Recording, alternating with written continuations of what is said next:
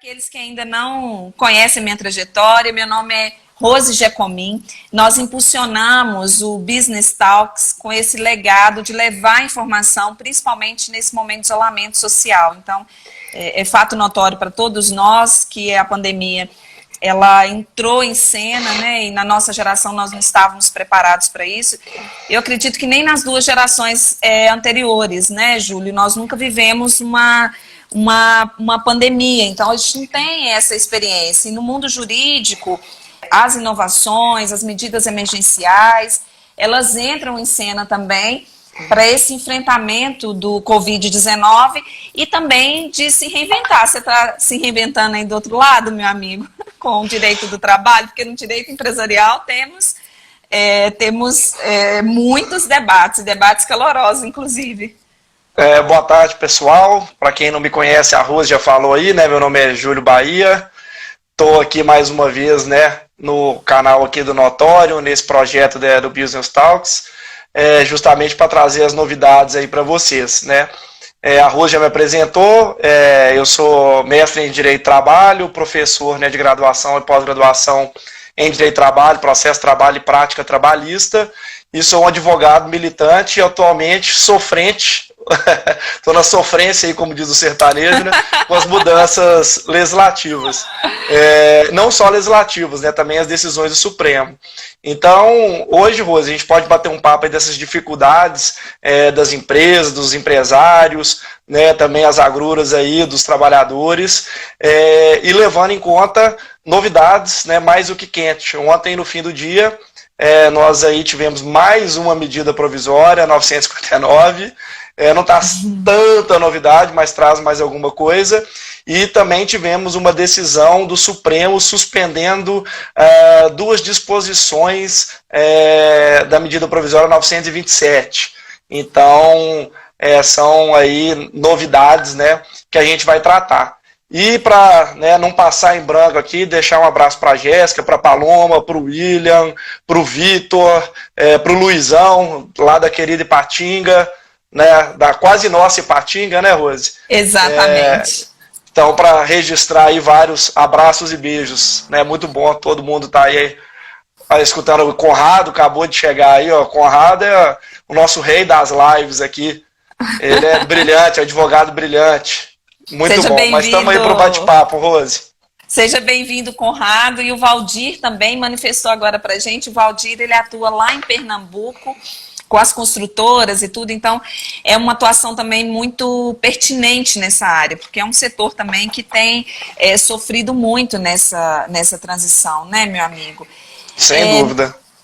Na área do direito empresarial, além do que nós já comentamos de todas as incertezas, principalmente nesse ambiente que nós atuamos, que é um ambiente jurídico, né, nós temos também a oportunidade de alguns projetos de lei que estão sendo discutidos, e a qualquer momento também eles vão entrar em cena. Então, assim como nós tivemos as MPs que vieram para colaborar com essa fase aí de tratativas trabalhistas, que o Júlio vai comentar com vocês, tem também discussão também esse projeto de lei na área empresarial. Empreender em momento de crise, para um brasileiro, eu acho que não é só nesse momento de pandemia, né, Júlio? Então, exatamente. Eu posso até te interromper e te fazer uma pergunta, Rose? Sempre. Você me permite? Porque, assim, lá no direito, ou aqui no direito do trabalho, a gente, né, costumou ver ultimamente, pelas mudanças legislativas, decisões do Supremo, a figura do microempreendedor individual. E isso é uma outra análise, uma outra oportunidade, mas você estava falando isso aí, me veio esse gancho, porque a gente fala assim, esse de fato é um empreendedor? E o que esse empreendedor hoje, aquele autônomo, na verdade, né, que a gente chama já de autônomo, que pode ser, né, que foi camuflado, talvez, pela microempresa individual, o MEI, como que ele pode se virar, né, nesse tempo de crise, como ele pode empreender e não depender lá do famoso Corona Voucher, né, dos R$600. O que você dá de dica aí para esse pessoal? A prestação de serviço, geralmente esses microempreendedores, eles estão dentro desse escopo da prestação de serviços, né? Uhum. E a prestação de serviços, ela sofreu um grande abalo porque ela foi interrompida. O que eu tenho observado, inclusive o que a gente tem direcionado na área prática, é a modelagem de novos produtos, meu amigo. Então, o perfil do consumidor que nós tínhamos antes desse momento de pandemia e pós-pandemia será outro. Já tem análises que foram feitas que seria semelhante a um perfil daqueles que vivenciaram o momento de guerra, pós-guerra, né? Então, determinados serviços ou prestação de serviço, eles ficaram frágeis, né? E também em relação ao consumo de uma forma geral, de vestuário, de tantas outras necessidades que agora elas vão ficando no final da fila de prioridades, mesmo depois que voltar ao expediente normal. Eu tenho muito cuidado em falar expediente normal, porque eu acho que não será mais normal, nós vamos voltar com uma outra mentalidade, né? Então, esses prestadores de serviço, se ele estiver regular ou mesmo se ele estiver irregular, está nesse momento realmente de se reinventar e de oferecer novas propostas, né? Então, nós temos, por exemplo, prestadores de serviço que cuidavam de festividades e de casamentos e que agora eles estão modelando um novo produto, até inspirado aí nas lives, porque os músicos estão em alta, inclusive, não só da área jurídica, né? E volta e meia atrapalha nossas lives. Eu já tive dificuldade de fazer várias por conta delas. E eu gosto de sertanejo, diga-se de passagem, embora muitos não acreditem. Assim, está em alta e eu também confesso que tem algumas também que eu passo por lá, porque música é muito vida, né? Faz muito bem pra gente. Nós iniciamos, inclusive, o nosso debate, a nossa discussão com esse momento de vida. Então, é imaginar o perfil desse consumidor. Se o perfil do consumidor mudou, então nós temos que realmente mudar. E a tecnologia, que é essa transformação digital. Então, tem aplicativos, por exemplo, que reúne ali determinadas prestações de serviços ou produtos e eles estão se ajudando numa verdadeira corrente do bem, para que aquela informação ela consiga chegar na operação, na ponta.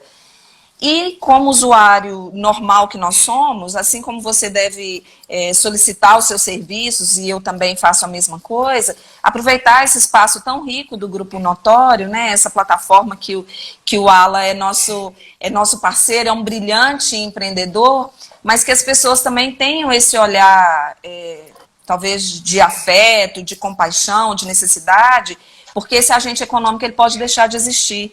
Talvez aquele salão de beleza que estava próximo, ou aquele restaurante que estava próximo, enfim, tantas necessidades eles podem deixar de existir.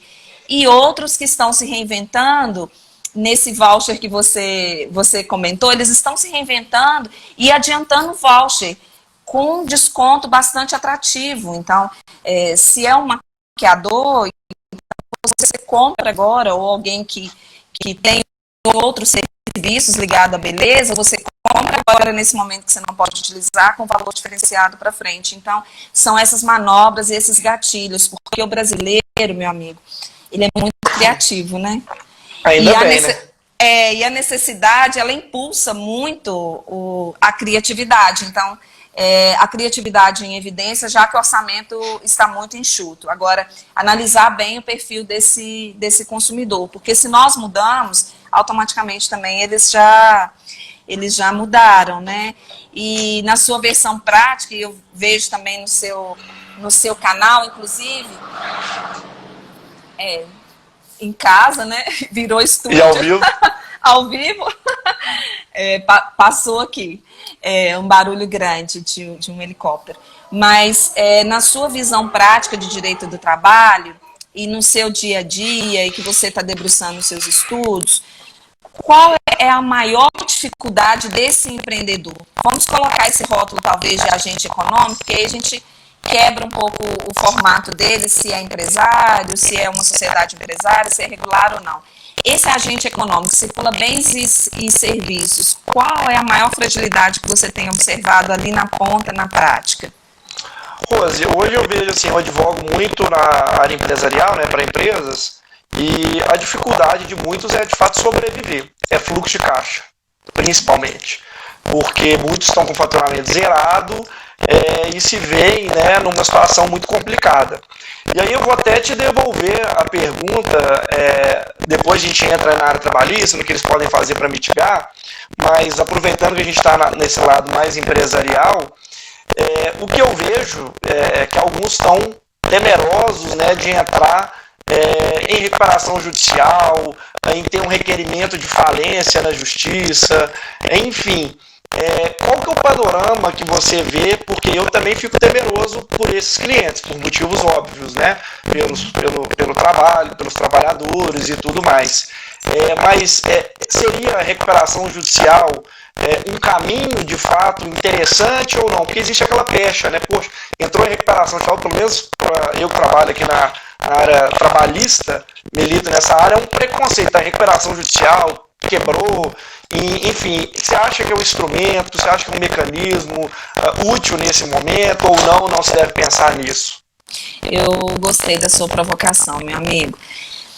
Nós já promovemos muitas iniciativas, inclusive de debates e de eventos. E quando nós falamos de empreender nesse momento de crise, que não é um fato novo, mas agora se tornou um agravante diante de tantas incertezas, né? Você acredita que nós já promovemos um evento que o quórum foi baixo, que era voltado para o empresário e era para tratar justamente da recuperação, tanto judicial como extrajudicial. E ficou um pouco tímido esse comparecimento, e depois nós entendemos esse diagnóstico, era um parceiro, enfim, federação, porque eles poderiam ficar expostos. Então, se tivesse uma plateia muito grande de empresários que estão empreendendo no momento de crise, você vai falar de recuperação, naquele núcleo, ou naquele coletivo, eles poderiam ficar expostos. Então, veja bem, isso não tem muito tempo, não tem 2 anos. Como que o perfil mudou? Se hoje nós promovermos um evento de empreender no momento de crise para falar de recuperação judicial ou extrajudicial, a plateia, ela tem muita empatia, porque ele está sofrendo isso, ele tem essa dor hoje. A ferida está sangrando, igual você comentou, na ausência de ativos ou de próprio bens e serviços ali que você não consegue circular, então está tudo parado, dependendo da indústria está tudo parado, né? E pensando nisso, grandes juristas, eles se reuniram e tem um projeto de lei que está sendo impulsionado, o número dele é 1397. Nós já temos a nossa lei 11.101, que ela trata de recuperação, tanto a recuperação extrajudicial como judicial, como a própria falência, né? Naquele momento que não dá para você recuperar e não dá para preservar a empresa, você já passa por esse momento de falência. O primeiro ponto são as empresas que já estão passando por uma recuperação judicial. Então, esse processo ele já está em pleno vigor e ali tem um plano de recuperação judicial que ele foi pactuado entre os credores e o devedor e, de repente, ele já foi até homologado. Nós sabemos na nossa área jurídica, principalmente direito empresarial, que se não cumpre esse plano de recuperação judicial, aí tem aquele momento que nenhum empreendedor, nenhum agente econômico quer passar, que é justamente a convolução em falência, né? Então, o CNJ, preocupado, inclusive, nos entendimentos dos tribunais, porque nós não temos varas especializadas em todas as comarcas, varas especializadas em reparação, falência, enfim. Então, às vezes o juiz ele é competente para essa atribuição em vara única, depende muito da comarca, né? Então, o CNJ ele lançou uma recomendação para aqueles que estão nos acompanhando, inclusive se quiser anotar, a recomendação é número 63. Ela está em vigor, ela saiu agora no final de março e ela vem um pouco para unificar o entendimento dos magistrados. São grandes magistrados que atuam e têm experiência na área, que ele comenta ali boas práticas. E aí vem dentro de grandes eixos, por exemplo, nas execuções, porque antes de virar uma recuperação judicial, né, ou mesmo extrajudicial, nós temos a execução individual, porque a lei falimentar, a lei de recuperação e falência é uma execução coletiva, né, então das execuções vem fixando do próprio aluguel para fins de despejo ou não, de executar esse contrato. E esse projeto de lei, eu estou com o meu coração muito aquecido com ele, dele estar em vigor o quanto antes, né? Porque ele vem trazendo esse respiro de suspensão de algumas ações judiciais, porque quando voltar o expediente normal, nós teremos ali uma avalanche de ações no poder judiciário, voltadas ao direito empresarial, tributário, da área trabalhista e tantas outras grandes áreas, né?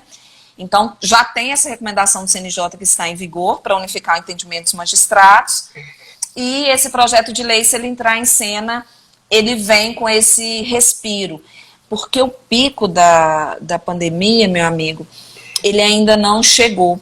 Então, um pouquinho a análise do direito comparado, né, em relação a outros países. Nós temos que vivenciar ainda muita coisa. Então, para aquele agente econômico que já está sofrendo nesse momento de pandemia, e ele ter que aguentar um pouquinho a mais, talvez segurar ali até final de junho um pouquinho mais, para ele ainda vai ficar uma tarefa bem mais difícil. Então, o coração, assim, aquecido é que esse projeto de lei ele entra em cena, que ele vira uma MP logo, para trazer esse respiro, e não do devedor eficaz. Eu não sei se você torceria para virar MP logo, não. Eu tô com pânico de MP. Porque vem uma, vem um milhão. Mas o respiro porque se esse empreendedor, se esse agente econômico, ele não cumpre com as suas obrigações, aquelas que já foram contraídas, né? Tem a expectativa dos credores que não conseguem cumprir também com as suas obrigações. E ali o índice de desemprego, ele acaba aumentando muito. Antes de vir para esse encontro com você, eu dei uma olhada em relação aos números, e nós estamos com quase 3 milhões, então agente econômico sofre, e ali tem um índice de desemprego, enfim, essa prestação e circulação de bens e serviços é o que faz a nossa economia realmente girar, né? Então, ali automaticamente comunica muito com a sua atuação nessa área trabalhista. Você tem sentido isso também? Sim, sim. Isso aí é absolutamente notório.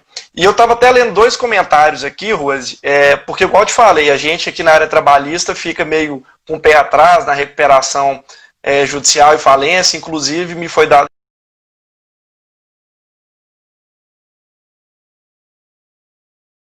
a incumbência de lecionar numa pós-graduação daqui exatos um mês. Essa disciplina eu tô assim, já participei de um fórum de direito constitucional com você, né, que falei sobre o tema, mas é sempre espinhoso porque é para o público da área trabalhista e todo mundo tem um certo pé atrás. E a Paloma e o Paulo aqui fizeram 2 comentários muito interessantes, e um é a respeito de lives, né, que a Paloma fez aqui, que é um meio de divulgação do trabalho, e isso tem sido feito muito por advogados, né, é uma ferramenta bem interessante de divulgação do trabalho, e um papel social que todos nós, independente da área, temos, né, até um dever nesse momento, diante de tantas mudanças legislativas, esclarecer a população. Me sinto obrigado a isso. Então eu faço as lives, igual eu sempre registro aqui, estou no direct, qualquer rede social, tiro dúvidas, WhatsApp, com o maior prazer. E o Paulo está comentando aqui, ele diz o seguinte: por favor, em relação às academias que prestam serviço de fitness, de modo geral, às artes marciais, como elas poderão subsistir diante dessa pandemia, falando de questão jurídica? Uma situação, um panorama, você já deu, 2 você já deu, né? Um é criatividade, né? A gente vê que algumas academias estão fazendo aulas online. Eu vi também algumas aqui em BH que inclusive emprestavam os equipamentos para as pessoas fazerem em casa. Então essa criatividade é muito interessante.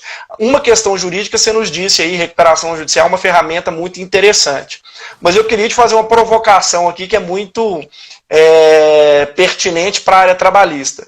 A gente, sobretudo quando há um litígio, há um processo, muitos deles, quase 50%, terminam em acordo, ou seja, em negociação. E a gente tem sempre falado muito hoje, né, nesse momento de pandemia, no diálogo. Então, por exemplo, o Paulo aí, que me parece que é um dono empreendedor aí de academias, etc., que dica que você pode dar? Ou seja, do ponto de vista jurídico, o que ele pode, muitas vezes, amarrar com um fornecedor, com o local em que ele é inquilino, enfim, né, o que ele pode amarrar, o que ele pode construir juridicamente que não seja uma alternativa da recuperação judicial? Você tem alguma dica aí para passar? O caminho você já deu. O sistema multiportas, que é o meio de pacificação de conflito de interesse, ele virá em primeiro plano.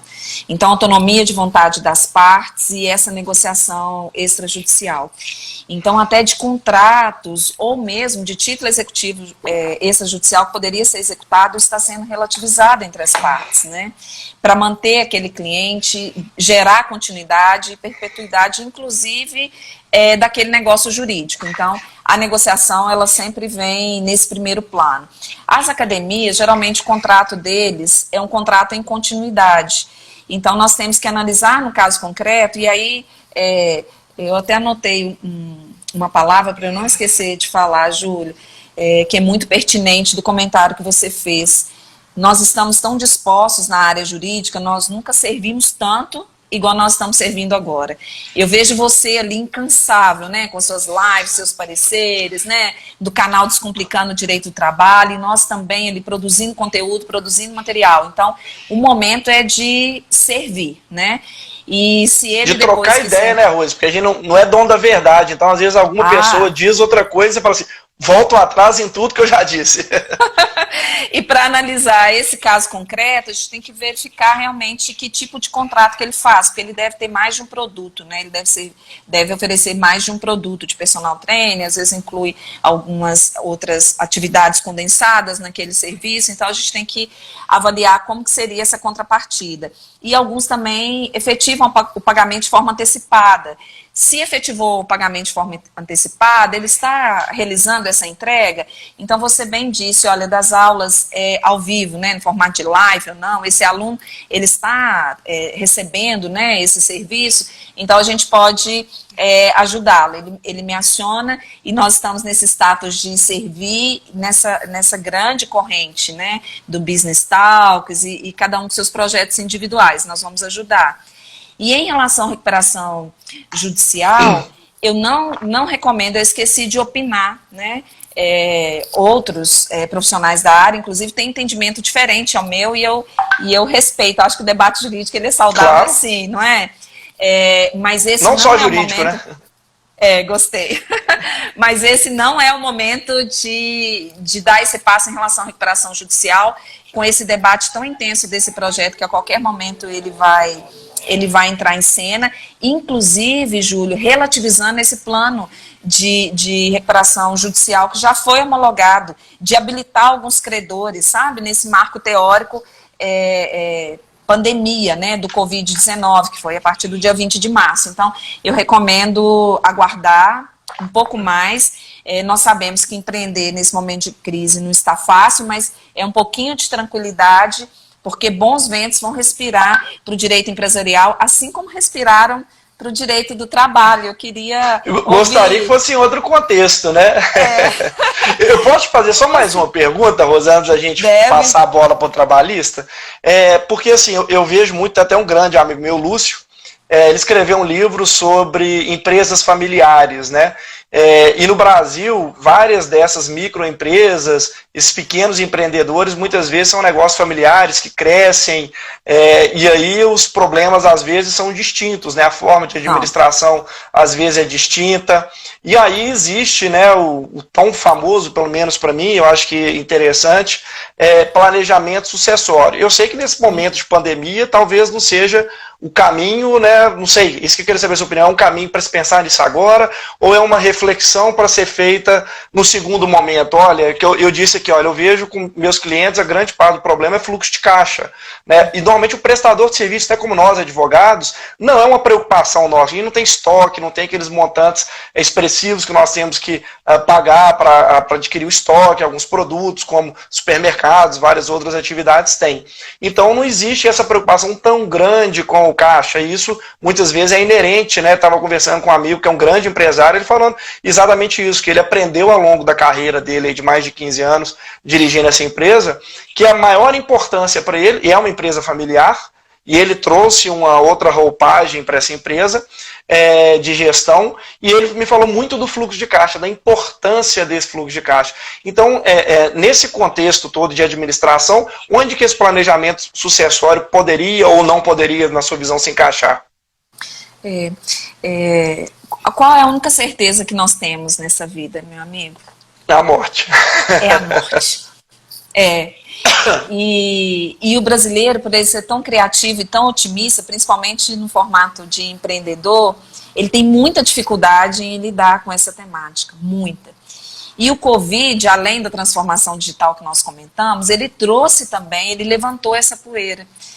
Olha, todos nós estamos vulneráveis, a única certeza que nós temos é essa, né?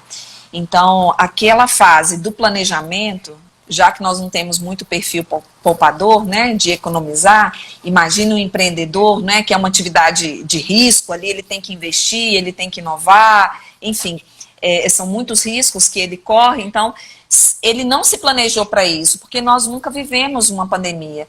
é a nossa primeira pandemia, nem nas gerações anteriores. Espero que última, então, né? nós não esperávamos esse momento. Nós não esperávamos esse momento tão severo. E o planejamento sucessório, ele é essencial. Então, nós temos, por exemplo, uma sociedade limitada, o seu ato constitutivo é o contrato social. E aí, na constituição desse contrato social, fala assim, olha, ele precisa da assinatura de um advogado, e às vezes ele é todo elaborado por um contador, e vira um Ctrl-C, Ctrl-V, tem a ausência de vontade ali das partes, né? O empreendedor, esse agente econômico, ele não se mobilizou para passar o bastão para o seu sucessor. Então, não tem essa pessoa preparada se acontecer alguma coisa com ele. Então, são vários riscos, e riscos que são iminentes. Então, já que nós estamos falando do nosso bem maior, que é a nossa vida, o planejamento sucessório, ele se tornou essencial. É sentar mesmo numa mesa redonda ou não, com seus familiares, com as pessoas queridas, e mostrar a sua disposição ali de última vontade. E tem países que isso é muito comum. Às vezes a pessoa sai de casa e fala assim, olha, eu vou fazer o meu testamento, né? Talvez se você aqui é um preconceito muito grande. Eu tenho clientes que eu não posso oferecer isso, que eles vão se sentir ofendidos. Pois é, então não é complicado? Fala assim, olha, mas não tem que pensar nisso agora. Então, prorroga-se. E aí, quando vem um incidente processual, igual nós estamos vendo esses números alarmantes de vítimas do Covid, tem agente econômico naquele número, que ele não se preparou, não tem? E aí vira um rolo danado. Pois é, porque aí a cascata é um processo de inventário, vai nomear um inventariante, um terceiro imparcial, que é o magistrado, que vira uma às vezes o interventor, né, Rose? Ele vem ali, ele vai aplicar a letra fria da lei. Então, depois vocês dêem uma olhada no artigo 1028 do Código Civil, ele é muito relevante para essa temática, né? E é muito sério, é como se fosse uma matemática, né? Não tem dispositivo de disposição de última vontade, o contrato social, geralmente, ele é silente, ele não prevê isso, né? Então, as empresas, principalmente as empresas familiares, têm um índice de mortalidade muito grande para as próximas gerações, né? Até chegar à terceira ou quarta geração, isso é muito espinhoso, meu amigo, e muito preocupante. E a nossa área nunca ficou tão em evidência como agora. E para quem está acompanhando a nossa live, gravada depois ou não, ao vivo, olha, fica uma grande janela de oportunidade para aqueles que atuam na área de especializar nessa fase do planejamento sucessório, principalmente aqueles que gostam de direito civil, né? De planejamento sucessório nas empresas familiares. É uma estrutura muito grande, buscar essa formação, ela pode ser relevante. Aí governança corporativa falta. Isso, sim.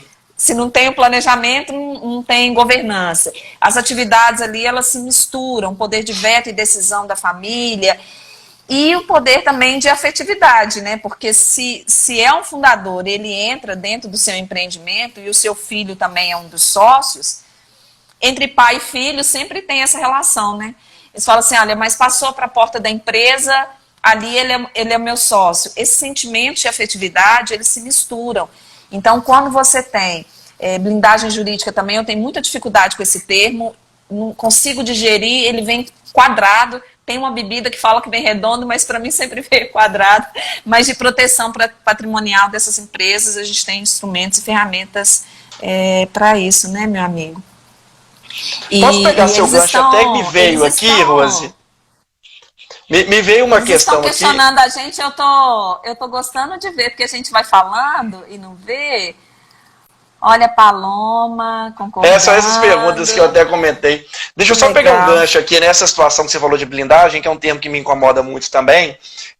E antes da gente adentrar aqui outros tópicos trabalhistas, um cuidado que o empreendedor tem que ter nesse momento às vezes até de desespero mesmo, de achar que o negócio vai por água abaixo, aí falando sobre a ótica da legislação trabalhista, questões de grupo econômico. Vamos dizer que essa empresa fecha, esse CNPJ é assim, assado, ficou ruim, eu vou abrir uma outra empresa. Enfim, resumindo a história, depois podemos, né, alongar em outra seara, mas só para chamar a atenção que isso é muito perigoso, porque o artigo 2º da CLT, parágrafo 2º, prevê a criação de grupo econômico, e também nós temos o artigo 9º, que prevê fraudes de questões processuais, de relação trabalhista, e as nulidades, a teoria das nulidades do próprio direito civil. Então, essa solução que às vezes se aparenta a mais fácil, vou deixar rolar, vou quebrar... Não pensem nisso, não pensem, porque o buraco é muito mais embaixo, em termos trabalhistas é muito complicado, então só essa primeira lembrança aí pro pessoal. É muito pertinente, olha, de médico, juiz de futebol e as pessoas que entendem da nossa área, tem muito por aí, então é bom debruçar, inclusive com muita maturidade e responsabilidade, porque isso causa impacto, né, na vida do seu cliente, se você for um advogado, por exemplo. Sem dúvida. E até trazer uma boa notícia aqui, Rose, para quem infelizmente teve que fechar o negócio, que acontece? Um dos debates que se instaurou aí na seara trabalhista seria se a empresa fosse temporariamente fechada, se haveria possibilidade de rescisão do contrato de trabalho pagando multa a menor. É o que prevê aí o artigo 502. Só que o artigo 502 da CLT, eu até puxei ele aqui para ler para quem nos assiste aí, diz o seguinte: ocorrendo motivo de força maior que determine, então força maior nós temos, é indiscutível. Talvez, né, como alguns até disseram, e pela primeira vez na história a gente saiu daquelas situações de chuva, de tempestade, que talvez nem se enquadrassem tecnicamente tanto assim nesse conceito, mas essa pandemia não tem dúvida, mas diz, ocorrendo motivo de força maior que determine a extinção da empresa ou um de seus estabelecimentos, ou um dos estabelecimentos em que trabalha o empregado. Então, só na circunstância de extinguir aquele estabelecimento ou a empresa é que é possível essa indenização à metade. Então, para ficar bem claro isso, porque a live é ótima e as informações circularem é ótima, mas a gente tem que ter cuidado com essa informação. E eu brinquei até com alguns clientes que eu virei, em algumas circunstâncias, comentaristas de falas alheias. Primeiro, tem um problema ético quando é um colega advogado. E segundo, que chega até às vezes a ser constrangedor. Então a gente tem que ter cuidado com a informação, porque não existe mágica. Né? O que todo mundo tem que saber agora é que não existe mágica. Existem algumas soluções previstas em lei, e as que não estão têm que ser construídas dentro dos princípios que regem aquele ramo do direito. Então não tem saída mágica. Então não pode dizer assim, falar, olha, Rose, existe sim, você tenta aqui, você reduz o salário aqui em 25%, que foi outra polêmica que deu, sem acordo coletivo, sem nada. Isso é um perigo. Isso é um perigo, o 503 está revogado. O TST já decidiu isso há 10 anos atrás. Então, voltando aqui para a situação de força maior, aí sim é possível, se houve a extinção da empresa ou do estabelecimento, falar, olha, eu tinha um salão de beleza, matriz filial, fechei a filial, mandei aquela pessoa embora. Posso pagar metade da multa de 40%? Ok. E aí havia um grande problema, que a Caixa Econômica Federal, que é a gestora do Fundo de Garantia, ela não estava permitindo o saque do Fundo de Garantia nesses casos. E a legislação é muito clara, que na situação de força maior ela tem que permitir. E aí as pessoas estavam tendo que recorrer ao Poder Judiciário para valer fazer esse direito. E agora houve uma circular da Caixa, né, permitindo que essas pessoas façam esse saque de maneira mais tranquila, sem ter que recorrer à justiça. Então, quem infelizmente não conseguiu atravessar, né, na sua totalidade, né, com todos os estabelecimentos ou com a sua empresa ainda nativa, ciente dessa, não é artifício legal, é previsão legal, não é um drible na legislação, é uma previsão razoável pelo momento que se a empresa se extinguiu, ela se extinguiu não foi porque o empreendedor quis, né? É por um motivo, como diz a lei, de força maior, né? Perfeito. E você, no início da sua fala, dos nossos debates, você já trouxe os bons ventos, né? Porque tem uma MP que acabou de sair, né, Júlia? 959. Comenta com a gente. Eu diria que não são tão bons ventos assim, não, Rose. É uma MP bem singela, que foge até um pouco assim da nossa alçada trabalhista, porque ela vem tratar justamente de orientar, melhor dizendo, o pagamento daquele benefício emergencial, que é aquela complementação que o governo federal dá ao trabalhador nas hipóteses de suspensão do contrato de trabalho ou de redução proporcional da jornada e salário. Então, ele vem regulamentar como isso é feito, assim como também aquele benefício, né, que o autônomo tem direito. E, para nossa grande surpresa, o que diz essa MP? Que Quem vai gerir estes pagamentos serão a Caixa Econômica Federal e o Banco do Brasil. Então está aqui o artigo 1º dispensando a licitação para a contratação da Caixa e do Banco do Brasil para gerir essa situação. E mais, diz o artigo 2º que não pode ser uma conta salário do trabalhador. Ou seja, se você pretender, né, tiver uma conta desse trabalhador, conta salário, e alguém já tiver informado essa conta, vai ter que revisar tudo isso.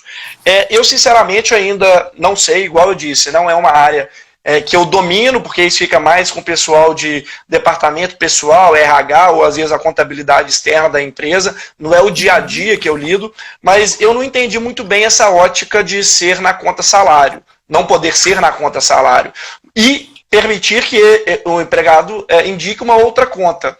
Mas essa é a informação, né, que vem, que é a mais relevante aqui. Aí vem os outros detalhes, né, que não pode ter cobrança de tarifa de manutenção, que não pode emitir cartão para essa conta, cheque, enfim, aí outros pequenos detalhes. Mas a grande informação em relação ao MP 959 é justamente essa, a novidade é essa, e por isso que eu falo assim, eu lamento porque nós temos essas regulamentações, que foi a MP 927, que entrou em vigor em 1º de abril. Então nós temos já 30 dias de edições frequentes de medida provisória, depois veio 936, aí teve a portaria 10.486, então as coisas vão se assodando, né? E aí teve a decisão do Lewandowski, que primeiro disse que os acordos não poderiam ser individuais, que tinham que ser ratificados pelo sindicato, diante da previsão do artigo 7º, inciso 6º, que a negociação coletiva só pode ser reduzida. A Eunice, que eu estou vendo aqui, acabou de entrar, foi minha aluna na pós-graduação lá do Arnaldo. Eu sei que ela tem ou tinha uma empresa de contabilidade, ela deve estar com o cabelo mais em pé do que o meu. Então isso assim, traz uma certa insegurança, né? Que é igual eu comentei na live aqui de segunda-feira, a situação do aposentado. Tinha aquela dúvida jurídica já, se pela MP 936, diante da impossibilidade de se acumular 2 benefícios, se o aposentado poderia ter o seu contrato suspenso. Como não tinha vedação legal, até a maioria entendia, ok, não há vedação expressa, vamos suspender. E como o conceito é de renda mínima, esse trabalhador já tem a renda mínima decorrendo da aposentadoria, para alguns tudo ok. Aí veio essa portaria, né, a 10.486, e expressamente agora, no dia 22 de abril, acho que ela foi publicada no dia 23 ou 24, foi publicada no dia 24, vem dizer o contrário, falando, não, você não pode suspender o contrato de quem recebe benefício. Aí você cria aquela insegurança jurídica. Uns defendem, não, como não há vedação expressa da MP, a portaria é ilegal. Outros, como aí eu acho que é a interpretação mais razoável, a MP não vedava expressamente, mas é contra toda a lógica sistêmica. Então a gente fica, né, nesse ambiente de muita insegurança. E para coroar essa insegurança, no dia de ontem, nós tivemos uma outra decisão do Supremo Tribunal. E aí ela me parece... eu ia até te perguntar, porque além das decisões, se fica ou não fica ministro, né, que vem do STF, teve uma decisão importante também da sua área de atuação, né? Além das inseguranças políticas que a gente vive, aí, né, são outras discussões, ontem teve essa decisão que nos pegou, vamos dizer, de surpresa. Eu não digo tanto de surpresa, porque eram previsões da medida provisória que eu entendiam completamente, absolutamente inconstitucionais. Mas aí fica essa insegurança jurídica. Não adianta a gente ficar forçando a barra no MP para tentar resolver e lá na frente esse passivo trabalhista ser criado. Então a importância, né, da gente ter esses debates aqui, e por isso que eu me coloco sempre à disposição para quem quiser, estiver nos assistindo, se quiser fazer pergunta agora, depois, no direct, vamos fazer live, vamos embora. Por quê? Porque se não fizer certo agora e não tiver cautela, não é porque está na literalidade da lei que é válido. Te dou um exemplo muito claro aqui. A reforma trabalhista, ela previa que a gestante e lactante podia trabalhar em ambiente salubre. Se é razoável? Claro que não é, é inconstitucional. Precisou do Supremo, né, posteriormente, ter que se manifestar sobre algo bizarro, né, com perdão da expressão, que o legislador prevê isso, é uma coisa assim, de outro planeta. Mas enfim. E qual que eram as previsões que tinham? Era do artigo 29, que dizia: os casos de contaminação do coronavírus não serão considerados ocupacionais, exceto mediante comprovação do nexo causal. E qual que era o perigo, na minha visão, dessa previsão aqui? Inclusive de ordem processual. O que está querendo dizer? Olha, então, a priori, a princípio, o trabalhador que tem o coronavírus não o contraiu no trabalho. Eu não posso presumir isso. E a gente sabe que lá na questão previdenciária existe o famoso nexo técnico epidemiológico. Ou seja, existem certas doenças que já são inerentes a certas profissões. Com essa disposição do artigo 29, o que foi a intenção verdadeiramente do legislador, a intenção aqui? Foi dizer, olha, médico, profissional da saúde, lixeiro, todos os outros que estão servindo em atividades essenciais, olha, se você contraiu o coronavírus, não presume que foi no hospital, não presume que foi na sua atividade laborativa. Né? Sendo que já existe uma previsão na Lei 8213 que trata das questões dos benefícios previdenciários, em sentido que epidemia, situações de pandemia como a gente vive, já deixaria, a princípio, afastado esse nexo, né, técnico, epidemiológico, esse nexo, aí no caso da responsabilidade civil, que é o que nos interessa, o nexo de causalidade. Então esse artigo foi tido aí como inconstitucional, né? Foi suspensa essa previsão. E me parece muito importante, porque, na minha visão, se esses trabalhadores hoje, que são das atividades essenciais, contraírem o coronavírus, pode-se imaginar o quê? Que a princípio é um risco, é uma doença ocupacional. E aí, Rose, me permite me alongar aqui, antes de falar do segundo tópico, que é o importante da live é a gente alertar essas questões. A MP traz o seguinte, a 936, fica suspensa a exigibilidade dos exames médicos, incluindo o exame médico admissional e os periódicos. Ela só mantém a exigência do demissional. E muita gente, ótimo, uma redução de custo. Um cliente, que é até uma construtora, me ligou recentemente e falou, Júlio, a empresa que faz esse exame admissional diz que eu não preciso fazer, o que você acha? Falei, a MP te dá essa faculdade, mas eu não me arriscaria. Por quê? Amanhã, esse trabalhador, vamos dizer, daqui 6 meses, ele aparece com uma perda auditiva. Você sabe se ele já tinha essa perda auditiva antes? Faz todo sentido. É aquela famosa, com perdão da expressão, economia porca. Né? Então, você deixou de fazer o exame e saber a real condição de trabalho, sendo que legalmente é responsabilidade do empregador zelar pela saúde do trabalhador durante o pacto laboral. Então, se eu deixo de fazer esse exame, porque a MP assim me faculta, eu atraio para mim, empregador, um ônus muito grande. E mais, em época de pandemia, vamos dizer que aquela pessoa tem um sintoma ainda que leve. E não se deu conta, achou que era uma gripe, não quis perder a oportunidade de emprego. Não noticiou isso para o empregador. No exame médico, isso poderia ser aferido. E olha o transtorno que vai causar. Vai contaminar todos os outros. Sim. Então, uma previsão da medida provisória, que é muito fácil o legislador, com devido respeito e a importância desse projeto né, que você está capitaliano aí, o Business Talks, da gente trocar essas ideias multidisciplinares, é por isso. Nem sempre o que está no texto ali da medida provisória da lei é interessante. Esse cuidado que a gente tem que ter. Então, não fazer o exame admissional, eu acho um perigo. Eu acho um perigo, não pelo coronavírus, mas porque, no meu exemplo anterior, essa pessoa já podia ter a perda auditiva. E ela seria detectável no exame periódico, e lá na frente não poderia ser imputado ao empregador que essa culpa, né, essa perda auditiva foi por culpa do trabalho. E finalizando aqui minha longa fala... Não é longa fala, e antes de você dar sequência ao próximo tópico, para aqueles que estão nos acompanhando, enviem os questionamentos de direito do trabalho para o professor Júlio, que nós já fizemos a inversão da nossa fala, passamos pelo direito empresarial, esse momento de empreender em crise, levantamos aqui várias temáticas interessantes, que está em direito do trabalho. Então, dos questionamentos, das suas dúvidas, enviem para o professor Júlio, aproveita essa oportunidade, eu quero mandar, antes de te passar a palavra, um beijo para a Sofia, que é a vice-presidente do Instituto dos Advogados aqui em Minas Gerais, uma grande parceira nossa, né, Júlia? Está prestigiando, sem está dúvida. Te aplaudindo. Um beijo para a Sofia, eu vi ela aqui. E agradecer o Luizão aqui, antes de eu continuar, Rose. Luizão é nosso parceiro lá em Patinga, um brilhante advogado. Ele esclareceu aqui, ó, não pode ser na conta salário porque ela é vinculada ao empregador não recebendo depósito de terceiro. Pode ser essa justificativa, mas talvez não sei se poderia, né, ser possível relativizar. A Laís também, né, grande Laís, melhor dermatologista aí de BH, nos assistindo.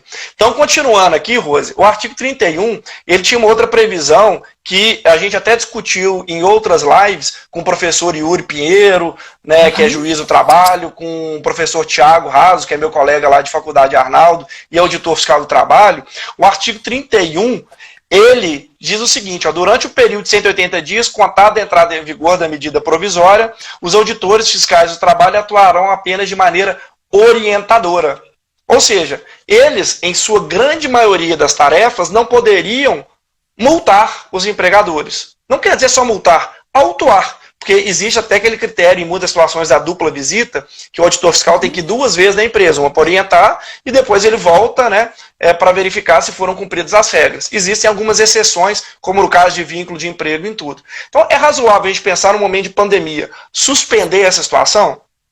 Não me parece o ideal, muito pelo contrário, porque estão todos nós perdidos em muitas circunstâncias. Então, essa função eu tenho até trazido para as lives lá do Descomplicando o Direito do Trabalho, alguns auditores fiscais para justamente orientar a população, nos orientar. Um dos temas que a gente tratou na semana passada, que deu uma audiência bem legal, quem quiser estar lá no canal, foi sobre o contrato de aprendizagem, como suspende, coisas que eu confesso, não sabia, que são muito difíceis. Vou tentar trazer na semana que vem outra auditora para falar dos portadores de necessidade especial. Então, essa função só orientadora, ela inclusive gerou margens para a seguinte dúvida, olha, então o Ministério do Trabalho está anistiando durante 180 dias os empregadores? Não, houve até essa discussão, não está. Nossa. Então o Supremo, muito bem, optou por suspender, né, essa disposição no mesmo sentido. Então a empresa continua, graças a Deus, tendo que andar na linha como a grande maioria anda. E os contratos de experiência, como que ficou essa fase de suspensão, meu amigo? Rose, essa é uma polêmica bem interessante.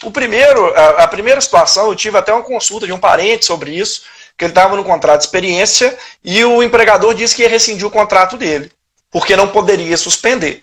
E, primeiro, tem que verificar o interesse das partes em permanecer com aquele vínculo, porque o contrato de experiência ele busca que cada um dos polos, né, reclamante, trabalhador e empregador, verifiquem a aptidão para o trabalho e tudo mais.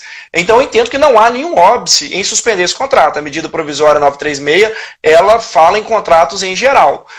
O que eu entendo é que eu, grande parte das pessoas com as quais eu já troquei ideia, que a data final desse contrato, ela se prorroga pelo mesmo tempo da suspensão. Vamos dizer que é um contrato de 90 dias. No 60º dia, resolve-se suspender por 30 dias. Então, quando voltar, vai poder rescindir o contrato? Não, entendo que esses 30 dias ficaram suspensos, que o contrato não perde a sua natureza jurídica de ser por prazo determinado, só vai se alongar os 30 dias, até mesmo porque quem tem o contrato suspenso tem garantia de emprego por igual período. Então, para a gente harmonizar isso... Da garantia provisória, né? Como isso. Que ficar a garantia isso, e aí, por isso que o meu entendimento é esse, que se aplica a todo... e não só a o contrato... rescisão, né? Exatamente, porque a lógica da MP é manter o emprego e manter a atividade empresarial. Então, nessa lógica, entendo que aplica ao contrato por prazo determinado e a contrato de experiência e qualquer outro por prazo determinado. Não vejo o menor problema quanto a isso. Perfeito. E para finalizar, eu queria te falar também um questionamento que nós recebemos em relação à redução da jornada. O que você tem para trazer para a gente? E aqueles que estão trabalhando de forma remota, como que faz para computar ou realizar aí essas horas extras? Esses são 2 pontos bem interessantes. Vou começar pelo último, Rose, que é a questão de quem está em home office, teletrabalho. Não vou entrar aqui nem na natureza jurídica, filigranas, enfim.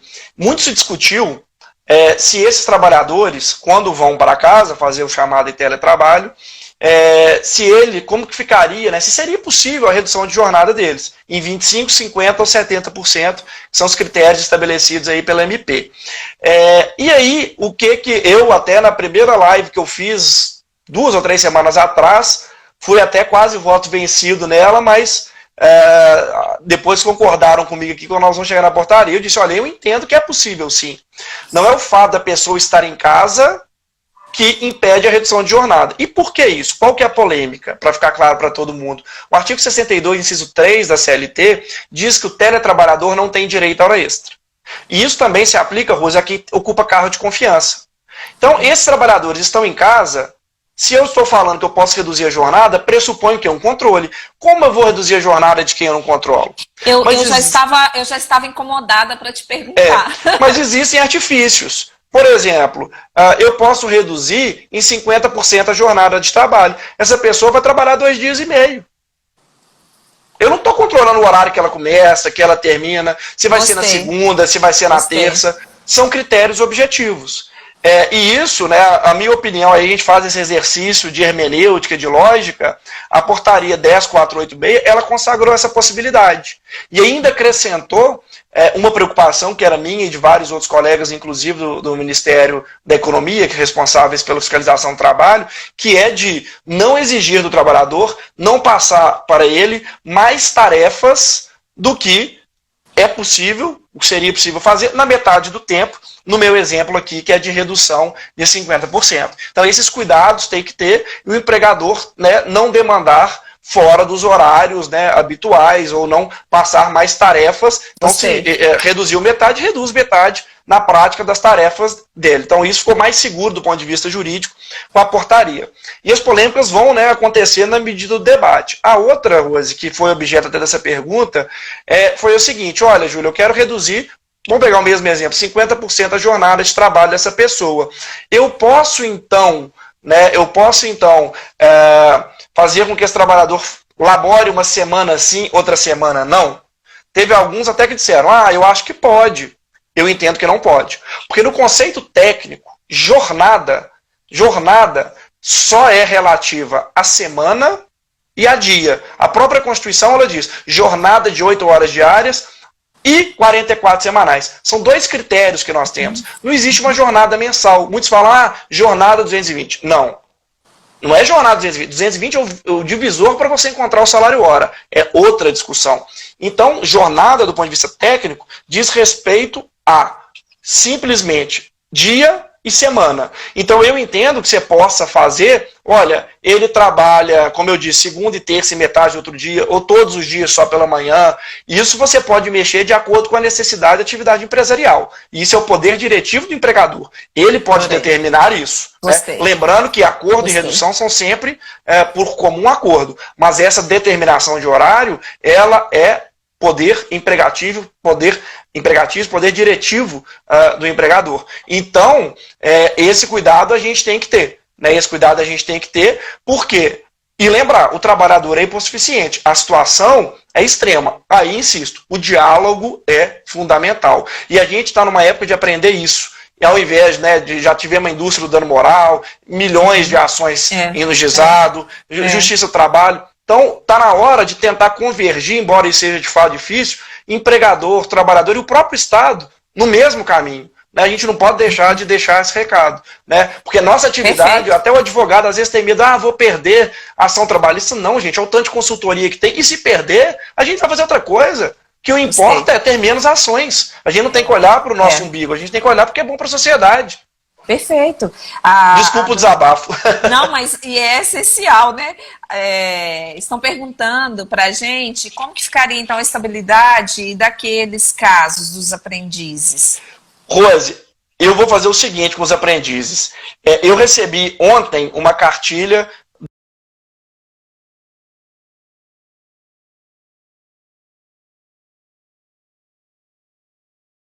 da própria Cristiane, com quem eu fiz a live, com todos os esclarecimentos, tanto dessa parte de aprendiz, todas as orientações e também as orientações de portador de necessidade especial. Então, quem quiser, manda um direct para mim aqui no Bahia.Julio, ou no próprio Notorium, na Rose, né, no Instagram da Rose, ou no Instagram do Business Talks, que eu disponibilizo esse material. Eu acho que fica muito mais rico, e aí quem tiver alguma dúvida, eu gravo o áudio, eu explico, igual eu falei, nós estamos aqui numa função muito mais do que nos promover, não é esse o interesse, isso pode ser uma consequência, mas o interesse é esclarecer para quem nos assiste o que pode ser feito e tomar os cuidados, né, que precisam, né, para amanhã não ter dor de cabeça. e de servir, né? Nós temos poucos minutos para encerrar o nosso debate, a nossa fala. Passa rápido, né? Muito rápido, muito. Você, o seu notório saber jurídico em direito do trabalho, o seu caminhar é muito consolidado, você é um irmão meu de academia, né? Então você olha nos olhos, você está ali disponível, né? Um estudioso, então meus aplausos, meu respeito, muito obrigada pela confiança em você colaborar com o programa do Business Talks. O Marinho também, o Ala, que são grandes parceiros, né? O Ala, que disponibilizou esse palco do Grupo Notório Eventos, o Marinho com a agência dele, DP3, depois vocês acessem a plataforma do Business Talks, que tem muita informação relevante.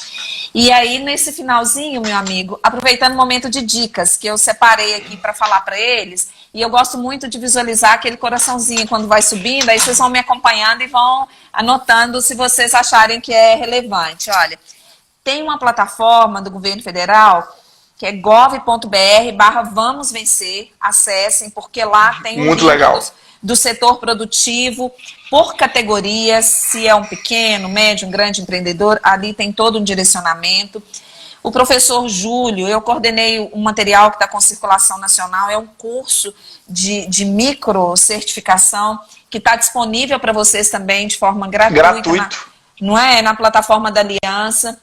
O professor Pamplona também participou, o outro doutrinador também, que é muito referendado na área empresarial, que é o professor Marlon Tomazetti. Então, o material está muito rico, um conteúdo muito objetivo, tanto para o empreendedor... Com vídeos, né, Rose, também? Nós gravamos vídeos, ele está gratuito para vocês, que complementa muito esse estudo que nós fizemos nessa tarde. Acessem ava.aliançapelaeducação.com.br. Além dessa microcertificação, que é esse material que eu e Júlio nós produzimos para vocês, está lá de forma graciosa, tem mais de 50 cursos também para vocês aproveitarem nesse momento de isolamento social. E assim como o Júlio compartilhou com vocês um material rico, aqui tem a minha plataforma, né, o meu perfil no Instagram. Se vocês quiserem um material que fala também, é um artigo que eu escrevi e que teve circulação nacional na ZK Editora, que ele fala empreendendo em tempos de crise financeira, econômica e patrimonial. Foi até uma palestra que eu e o Júlio nós participamos de direito constitucional, que nós falávamos justamente dessa dificuldade, né, Júlio? E antes desse momento de pandemia, agora é um assunto que se tornou muito relevante. Fico ainda com o coração aquecido, eu não esqueci que tem um projeto de lei que está saindo, tomara que ele seja convertido numa MP para a gente voltar a conversar um pouquinho desse formato de empreender nesse momento de crise, mas com algumas ações judiciais ou um momento de fôlego, né? Tanto para aquele que está no formato e no status de devedor, como para os seus credores também, né? Como que vai ficar esse respiro, porque gera esse momento cascata. E nós vamos sortear um livro que é Gestão da Emoção. Tem aqui o perfil do Business Talks. Acesse o perfil do Business Talks no Instagram.